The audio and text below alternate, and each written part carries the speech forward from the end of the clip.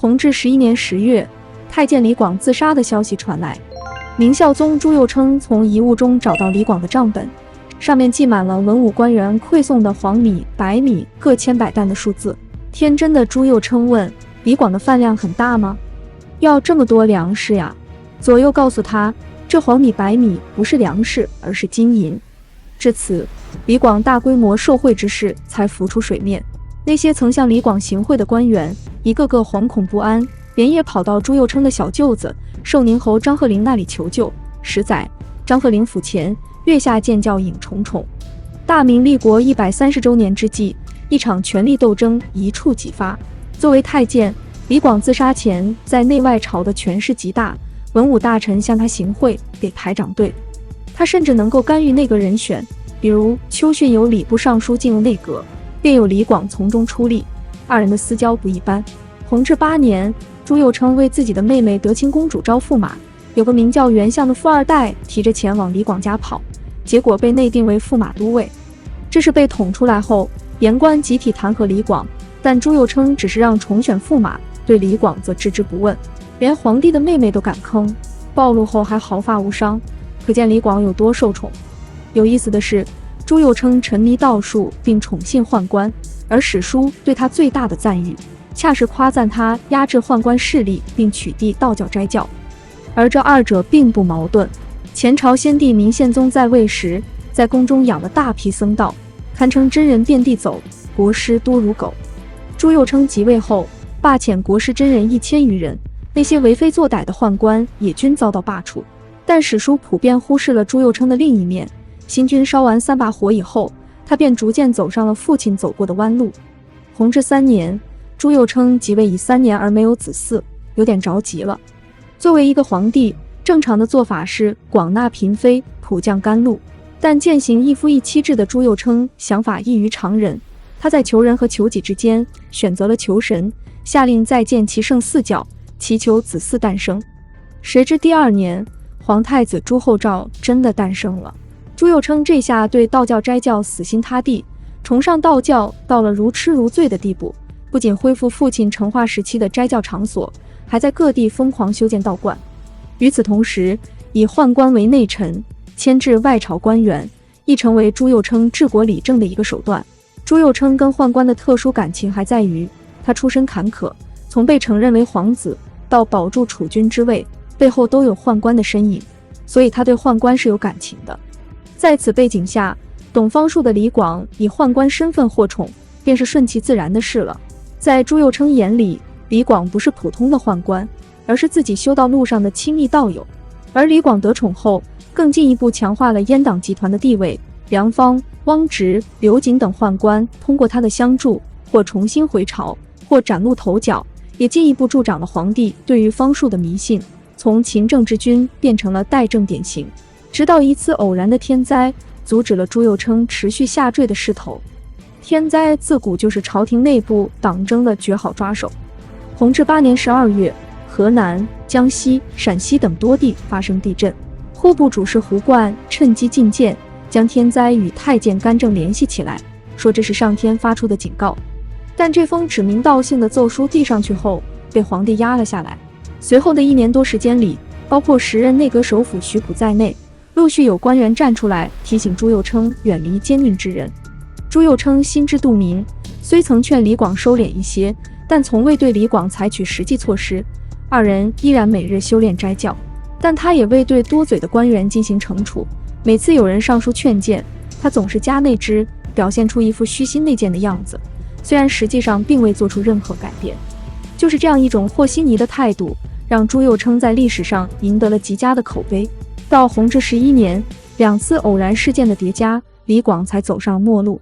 首先是李广劝孝宗建玉秀亭，玉秀亭建成后，年仅4岁的太康公主却身染重疾，李广运用道家方术为公主治病，导致公主薨逝。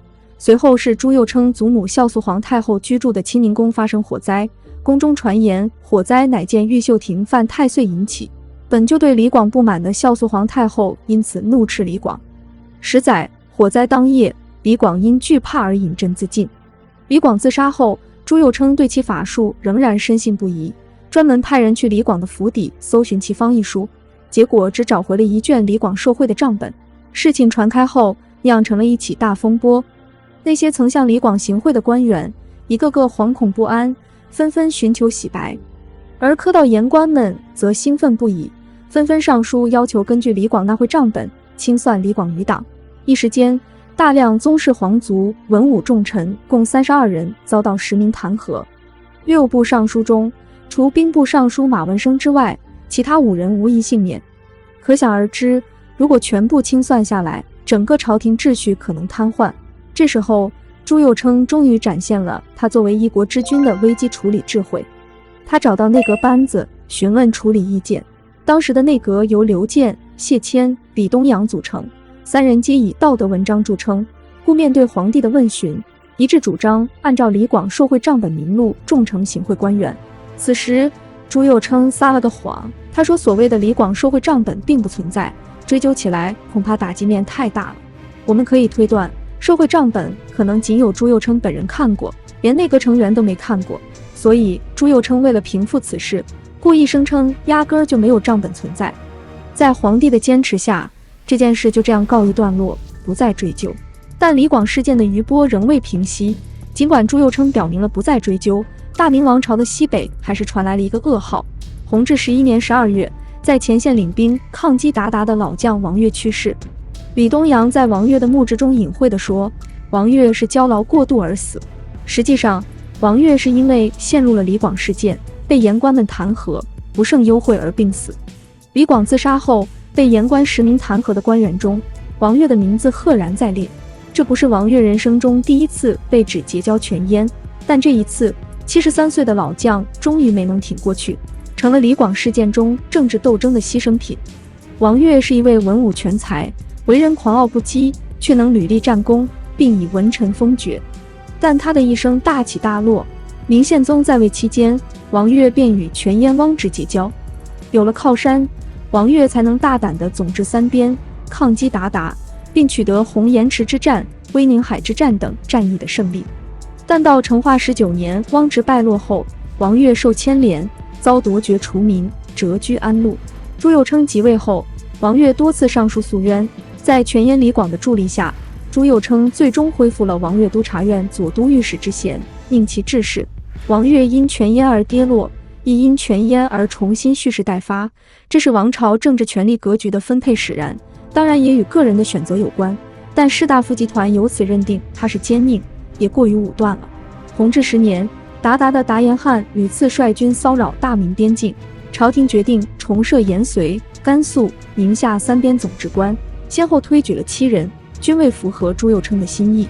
时任吏部尚书屠庸力荐王悦出山，但向来为人正直的兵部尚书马文生不耻于王悦结交权阉，极力反对，两人吵得不可开交。最后是李广拍板定下王悦的名字。王悦此时赋闲多年，时刻想着建功立业，所以两人站到了同一条战线上。但这也为1年多以后李广自杀，王悦被河忧愤而死埋下了伏笔。朱佑樘同意了这个人选，老将王悦终于可以在边疆大展拳脚了。接下来的弘治11年是个多事之秋。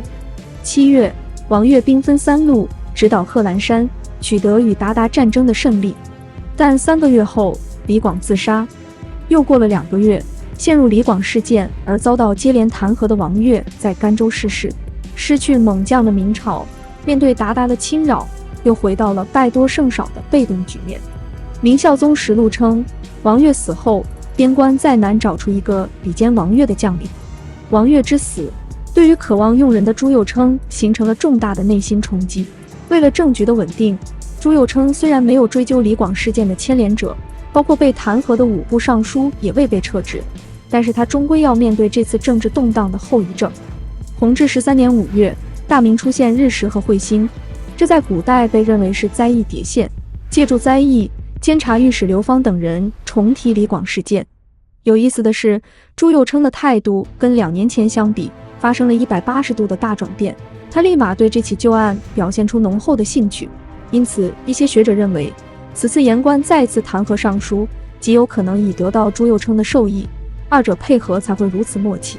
于是，在上苍示警和言官弹劾的双重背景下，北京的朝堂上发生了整个明朝规模最大的一次高层人事大换血，6部尚书中的5人同时上书起退，而皇帝也没有挽留，同意他们全部退休。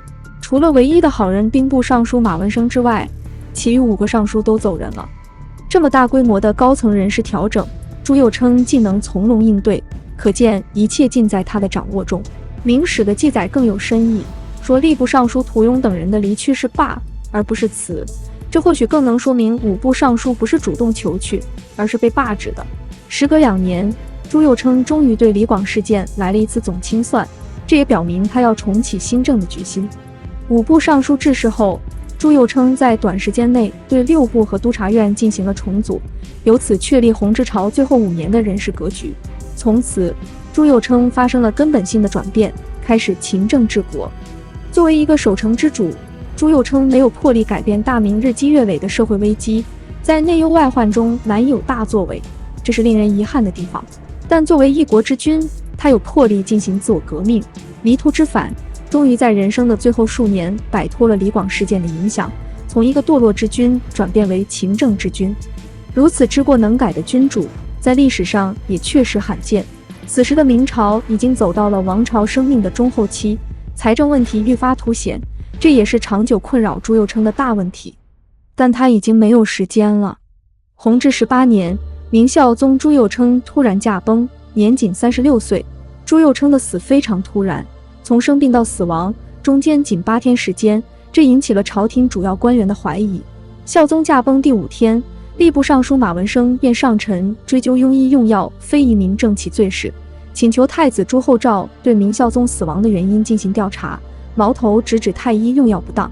很快，朝廷通报调查结果，称明孝宗因偶感风寒，令太监张瑜与太医院医药方，但张瑜与太医院院判刘文泰有私交，未走诊视程序便忘进药饵，致使明孝宗因药不对症而死。这个通报仍不能打消大部分疑虑，然而史料未能给我们更多的证据，也只好相信明孝宗朱佑樘是死于医疗事故。可叹一代明君如此收场。史书对明孝宗朱佑樘多有谬讲，称他统治的时期为弘治中兴，但这与明朝中期的困弊还是出入颇大。不过，作为命定的帝王，我们还是钦佩其自我反省的魄力。看到他人生最后7年的历程，仿佛看到一个普通人摆脱心魔，重焕新生的过程。